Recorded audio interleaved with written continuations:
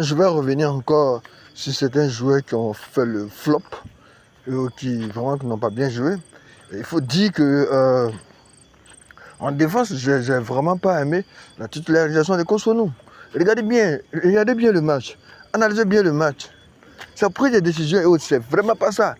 Il aime jouer derrière. J'apprécie pas du tout cette manière de jouer. Il aime jouer derrière. En plus de cela, nous avons lorsque l'adversaire arrive, il recule, il ne sait pas ce qu'il va chercher. Pas plus tu recules, tu donnes du champ au gars de quoi continuer et donner la possibilité à l'un de ses coéquipiers de se replacer bien et puis de tuer le match. Il recule.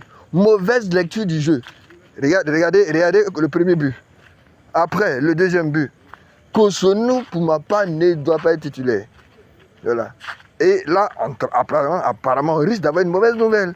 Avec le cas de comment il s'appelle là, ce gars là. Comment il s'appelle son nom me vient. Senghor, voilà. Senghor, apparemment, s'il ne plaît pas parce qu'il a quitté le match. Non. Apparemment, il risque de ne plus continuer. Mais dans les vidéos à venir, nous allons vous donner des nouvelles de Senghor. Regardez comment on a joué contre la France.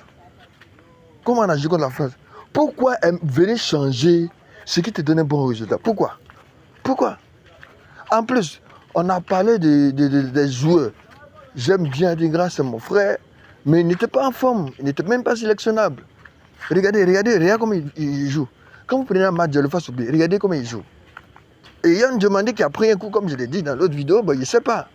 Et il n'a pas pu faire même des dribbles. Il n'a pas pu inquiéter les gens. Or, ce gars-là avait le potentiel, tout ça là, pour pouvoir le faire, pour faire reculer ce bloc allemand. Quand il a les prises de balles, c'est dangereux. Mais on ne sait pas. Il ne sait pas quel est le coaching, quel est le message qui lui a été communiqué, mais vraiment, Yann Diomandé n'a vraiment plus joué. Voilà, c'est un flop total. Après ça, il y a qui encore?